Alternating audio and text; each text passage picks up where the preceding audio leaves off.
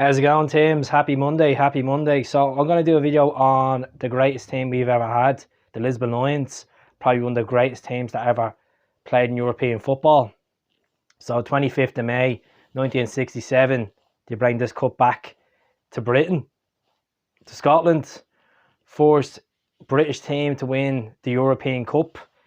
Not just that, they achieved 5 honours that season. So they won the league, they won the League Cup, they won the Glasgow Cup, they won the Stefano Cup, unbelievable, and the Scottish Cup as well, obviously.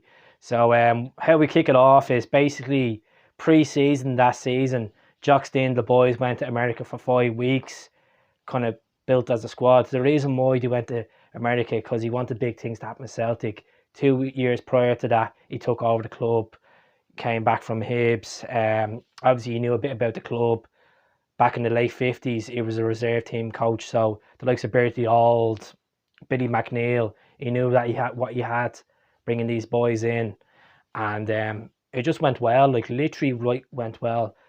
Halfway through that season, we already had 2 honours in the belt before the tournament that year.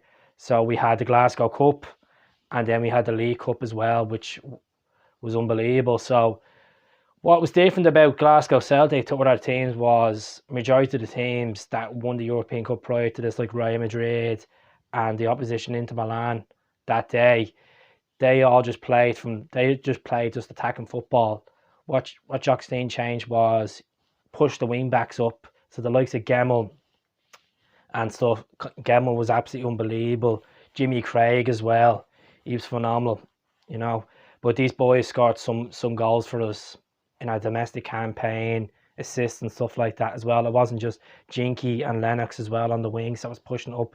It was also a massive team job as well. So they done quite well, and they beat Duca in the semi-finals to get to the final in Lisbon. A lot of fans at the time, obviously this was back in the black and white days. There is some contrast clips of the European Cup final 67. But majority of people didn't travel in them days. Usually probably just go to Ireland, the Isle of Man, stay locally. So this European Cup was a massive thing for Celtic, for Scottish football.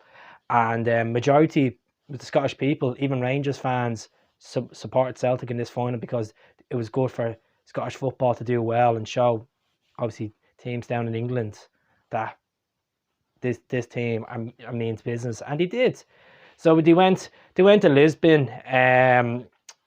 They obviously before that they got the 2-2 draw against Rangers. Jinky scored the iconic equaliser to cement the league, and then we won the Scottish Cup as well against Aberdeen as well. But they went to Lisbon. When they went to Lisbon, they trained. The Inter Milan team were on before them. The Inter Milan team looked at them training. Obviously, Celtic didn't give too much away. Nice casual training session in the heat.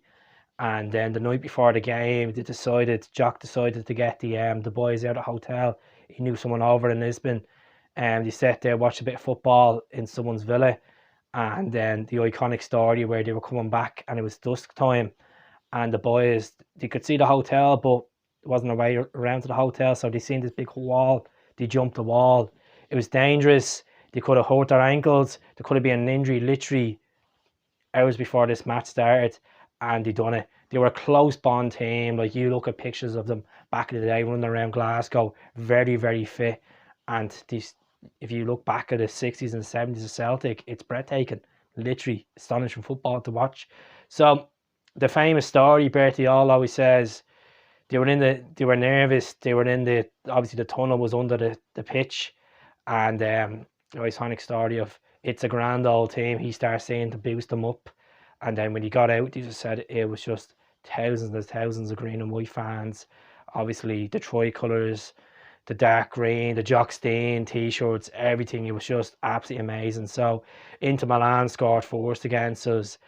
And then we pressed them in the second half. Jinky literally tore around them. And then Gemmell got the goal. Absolute cracking goal against them. And then Chalmers got the winner towards the end of the game. And then the fans obviously evaded the pitch. Unbelievable. The players ran and obviously into the restroom. They're like, where's Billy?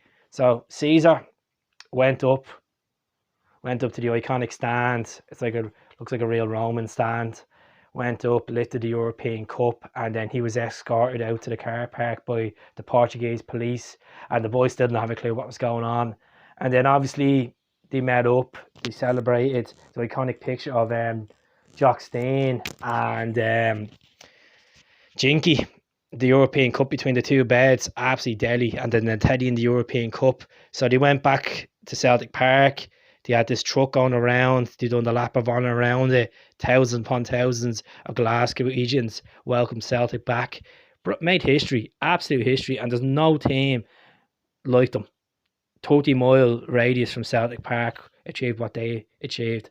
As I said, they went on to win 25 trophies in a space of 13 years under Jock, like unbelievable. And then Caesar was just a phenomenal captain. So obviously Simpson in goal, Craig, Gemmell, Clark, McNeil, Murdoch, Bertie Auld, Jinky, Lennox, Chalmers, and Hughes. And obviously there was obviously players on the bench and stuff like Wallace and stuff, but just an amazing team. And obviously they got that stand named after them. We have Jinky's statue. We have Jock Stein's statue. We obviously have the Caesar statue in Celtic Way when you go up. But it's just breathtaking to watch. And I'll be brutally honest with you right now, when you watch the football greats and you watch them talk about how well they done as footballers, it's just quite emotional. Like, that a team like us achieved so well in Europe. And also they got to another European Cup final as well in 1970 in Milan against Feyenoord. But obviously Gemmell scored in that one as well. But what a man. Like, my favourite Lisbon Lions besides Caesar would have to be Bertie Auld.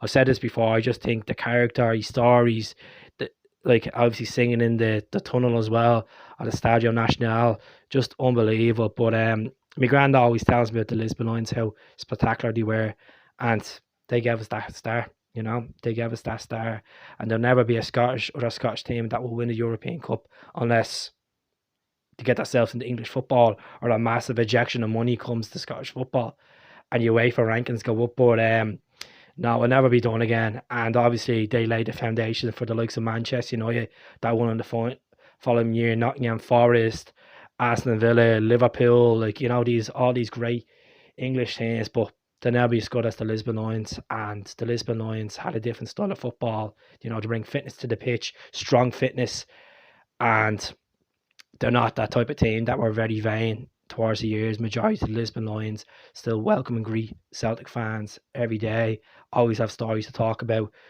And sadly, obviously, a lot of them have passed away. And then last year we lost, obviously, Chalmers and Caesar as well.